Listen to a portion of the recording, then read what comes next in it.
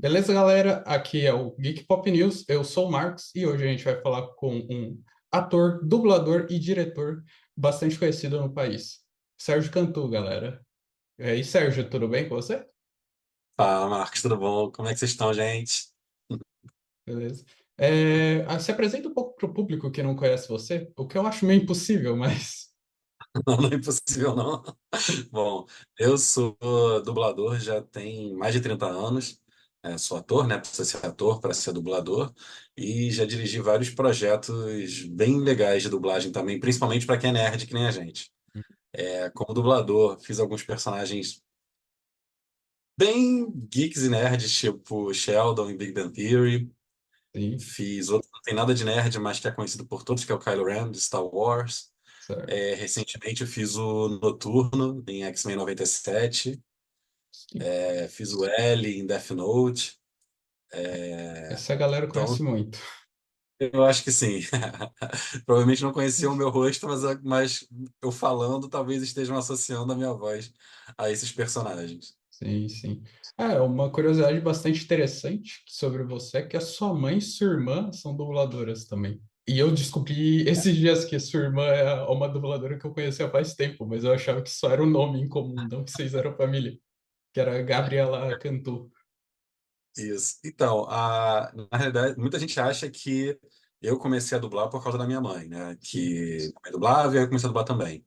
E Uhum, não é exatamente essa a história. Na realidade, a minha mãe começou a fazer um curso de dublagem e eu fui assistir com ela uma aula de dublagem, sabe? uhum, Para ela, só aprendendo ainda a dublar.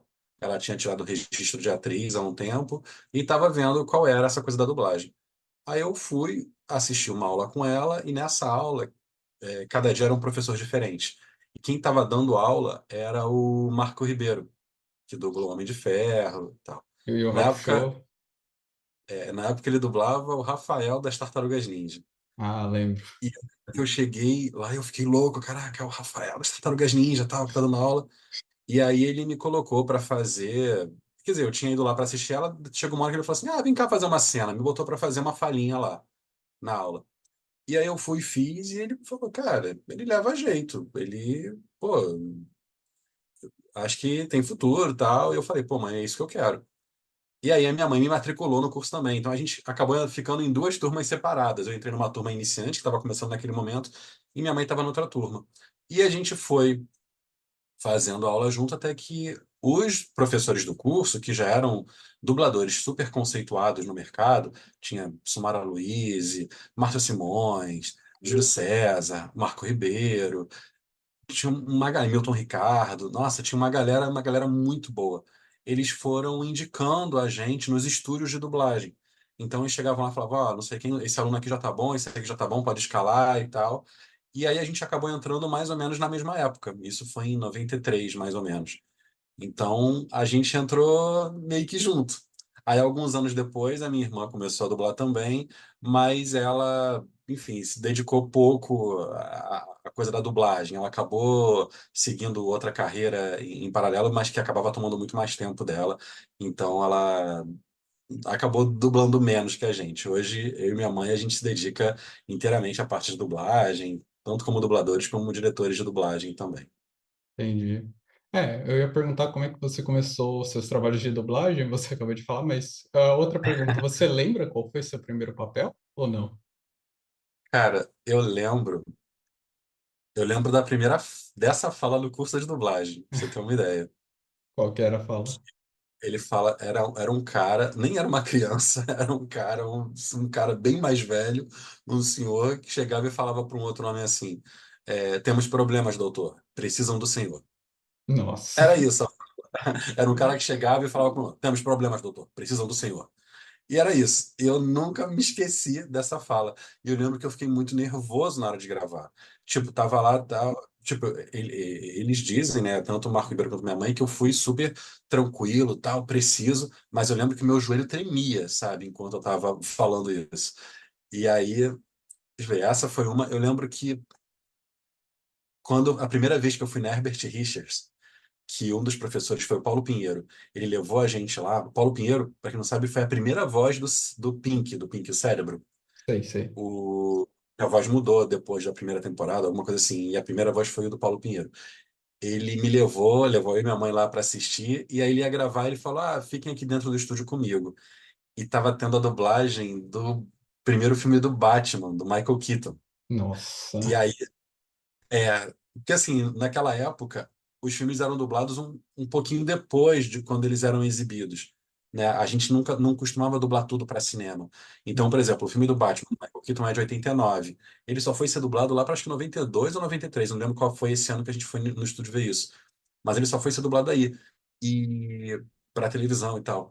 Então eu lembro que a gente estava no estúdio eu lembro que era o Orlando Drummond fazendo o Comissário Gordon, Darcy Pedrosa fazendo o Coringa, era o Newton Valério fazendo o Batman, né, o Michael Keaton, e, nossa, eu fiquei lá dentro, sabe, ouvindo todos eles e tal, e só fui começar a dublar algum tempo depois, mas a minha primeira experiência no estúdio de dublagem real foi assistindo a dublagem do Batman de 89. interessante.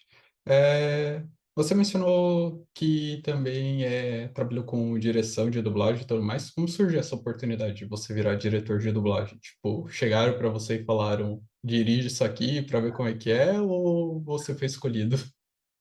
Então, foi praticamente isso. Eu tava, antes de começar a dirigir, eu Uhum, tava traduzindo dublagem, né?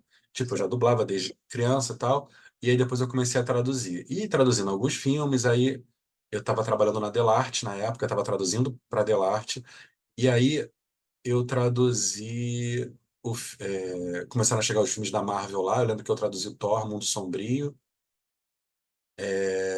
e aí tava traduzindo algumas coisas para Disney, eu tinha traduzido Valente, tinha traduzido Frozen, e aí eu lembro que eles chegaram lá e falaram que estavam precisando de um outro diretor para pegar alguns projetos da Marvel.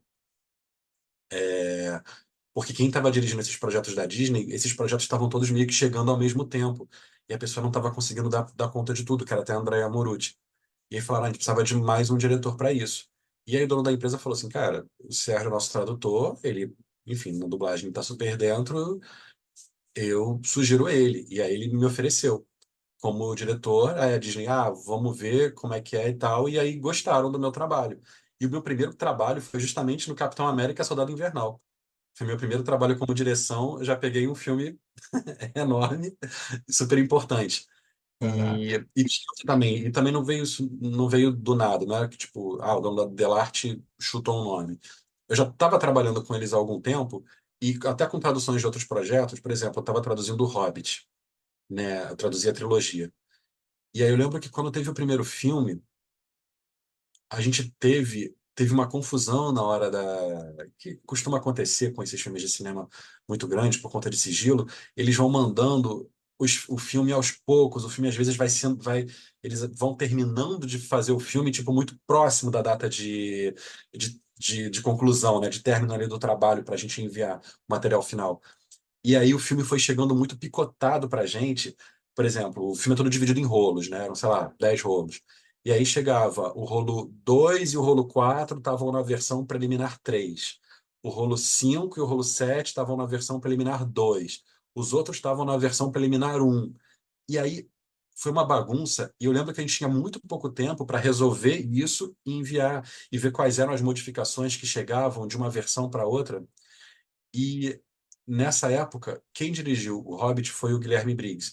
E ele tinha ficado doente, alguma coisa assim, e ele não pôde estar lá no que seria a ilha de edição, né?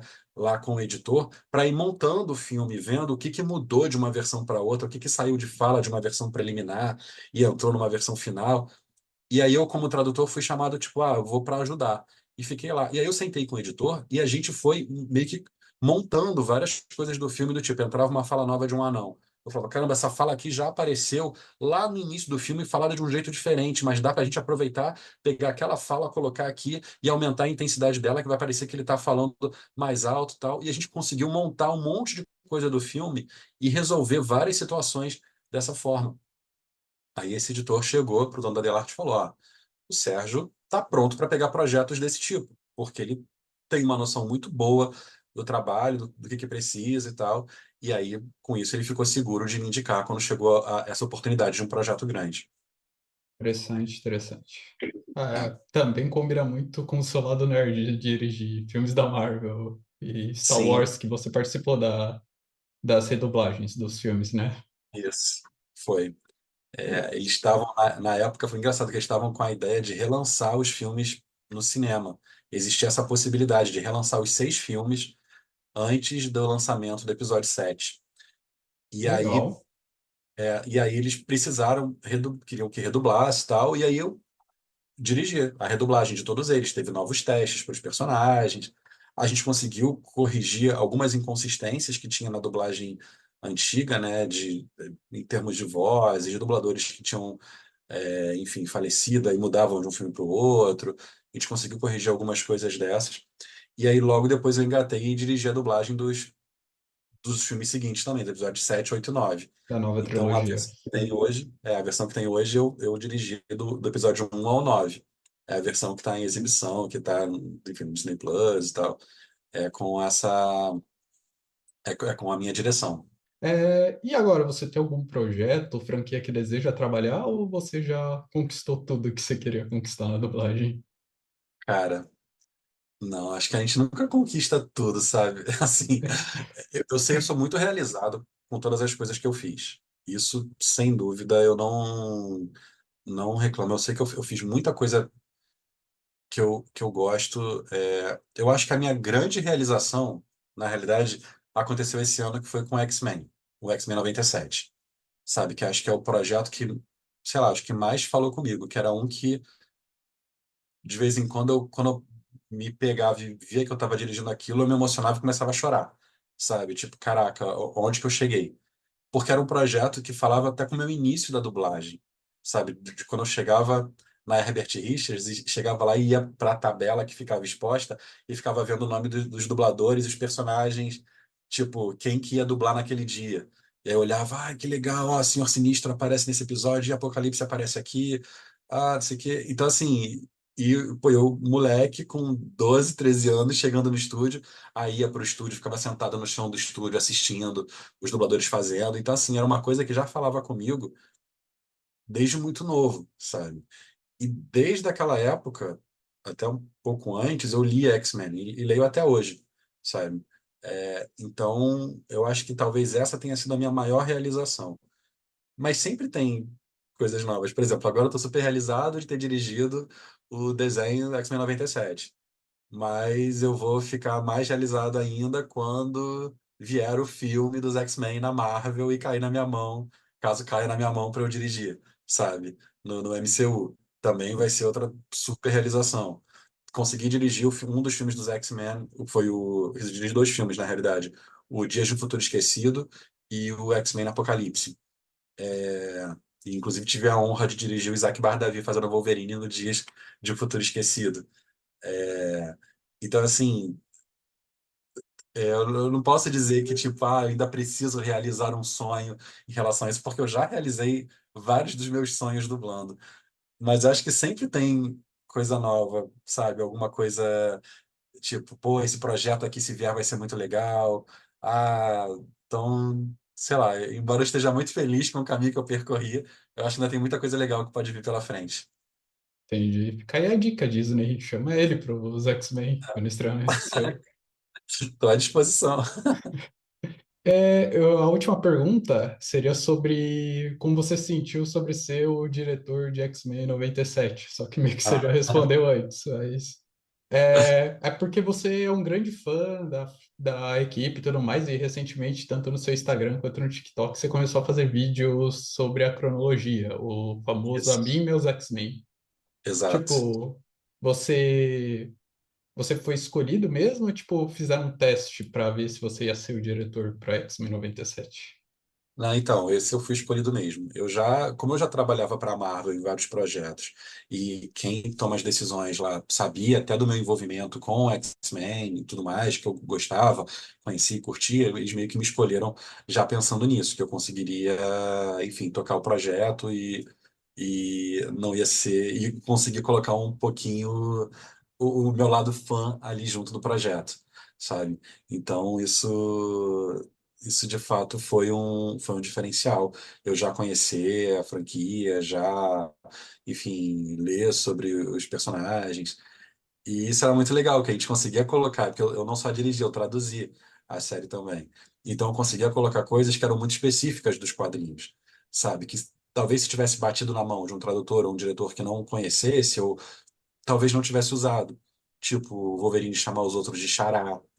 Isso aqui é uma Sim, coisa muito dos quadrinhos. O Fera, a expressão dele, ai minha santa querupita. Isso também é puro quadrinho, sabe? É, então, assim, eu acho que traduzir, dirigir, outras pessoas poderiam ter feito, mas se você coloca um fã para fazer aquilo, uma pessoa que já consome aquilo de alguma forma, você conhece os personagens, e é o que eu falo, eu acho que esses trabalhos acabam ficando, a dublagem acaba ficando legal, porque eu não tô pensando só, tipo, simplesmente, o que que o público-alvo vai gostar. Eu sou o público-alvo. Então, eu tô colocando, tipo, o que que eu vou gostar. Como que eu, como público-alvo, quero ver aquele trabalho quando ele estiver no ar, sabe? Então, eu acho que essa é uma grande diferença quando você bota pessoas envolvidas no projeto que acabam sendo também aquele público Então, enfim, é outra paixão. Eu lembro que nos primeiros episódios, cada pessoa que chegava para gravar o desenho, eu passava a trilha, a abertura para a pessoa ver. E era muito legal, que as pessoas se emocionavam, sabe? Tinha gente que chorava, caraca, que maneiro, não sei o quê. E eu, cada vez que passava a abertura, às vezes chorava junto da pessoa, sabe? Eu falava, a gente tá nesse projeto, vamos lá, vamos fazer. Então, assim, é muito, muito legal, muito gratificante, sabe, tá nisso. E, de fato, eu já estava pensando já há muito tempo em fazer, em gerar algum tipo de conteúdo sobre X-Men. E eu ficava muito na dúvida, porque eu falava, cara, mas eu vou fazer o quê? Eu só tenho a minha voz, é a única coisa que eu sei fazer é usar a minha voz. Mas eu não sei fazer roteiro, eu não sei editar, eu não sei fazer mais nada. E aí eu ficava numa, tipo, eu preciso montar uma equipe para poder fazer isso, para poder gerar conteúdo. Até que chegou um dia que eu falei, cara, quer saber? Deixa eu fazer uma coisa aqui. Se ficar ruim, eu paro. E aí eu fiz um vídeo. Eu mesmo escrevi o roteiro, eu gravei, eu fui, fiz a edição, aprendi a usar o CapCut para poder editar. um desafio. E funcionou. Passei um dia inteiro fazendo. Foi um vídeo de 1 minuto e meio. Mas foi na cara e na coragem, sabe? E deu certo. Falei, pô, que legal. E aí eu continuei fazendo depois. Eu vi que as pessoas gostaram, foram pedindo mais. E aí eu vi que, pô, então eu sei fazer um roteiro também, eu consigo fazer um roteiro. Pô, a minha edição funciona. Eu sei que ela não é perfeita, ela tem um monte de problema, mas para uma pessoa que nunca tinha feito nenhuma edição na vida, pô, eu acho que ficou legal, sabe? E eu tenho conseguido aprimorar e tenho conseguido melhorar. Então, é um trabalho que está sendo muito gostoso porque esse trabalho desses vídeos que eu tenho feito, né, contando a cronologia dos quadrinhos, é um trabalho meio que eu estou fazendo sozinho, sabe? Sim, Então, tipo, a edição é minha, o roteiro é meu, a filmagem sou eu que estou fazendo. Então, tá sendo muito gratificante por isso. É muito provável que eu comece, em alguns momentos, a até pedir para outras pessoas me ajudarem com a edição e tal, porque o tempo está muito corrido. Eu nem tenho conseguido mais fazer alguns dias, tipo, eu tô com o roteiro pronto, só que eu tô precisando parar um tempo para poder gravar, para poder parar para editar também, e isso está me consumindo muita coisa, porque eu tô com muitos outros trabalhos, até com a coisa da dublagem viva também, e não tô conseguindo dar conta de tudo. Então, eu tô acabando deixando um pouquinho de lado, mas eu quero voltar, eu queria estar com um conteúdo semanal para colocar lá, mas está sendo difícil, mas eu acho que em breve eu vou conseguir voltar a ter esses vídeos semanais ali sobre a cronologia dos quadrinhos. legal, interessante. Para quem não conhece, é bastante legal. A gente vai deixar as redes sociais do Sérgio para vocês assistirem e darem sua opinião. Bom, É isso. a gente está encerrando aqui. Foi muito bom conversar com você. Eu fico feliz por ter aceitado o convite. É isso, É, Marcos. Foi um prazer, cara. a entrevista, a gente é uma entrevista especial para o Dia do Dublador, essa daqui, e nada como um grande dublador como o Sérgio Cantu para participar. Pô, muito obrigado pelo carinho, pela oportunidade, até de estar falando sobre o meu trabalho, sobre o processo. tá? Deixando os fãs conhecerem mais, tanto como é que funcionam as coisas no estúdio, como é que funciona tudo. Eu falei algumas coisas aqui que acho que eu nunca tinha falado em nenhuma entrevista, sabe? De como foram alguns processos, algumas coisas que aconteceram.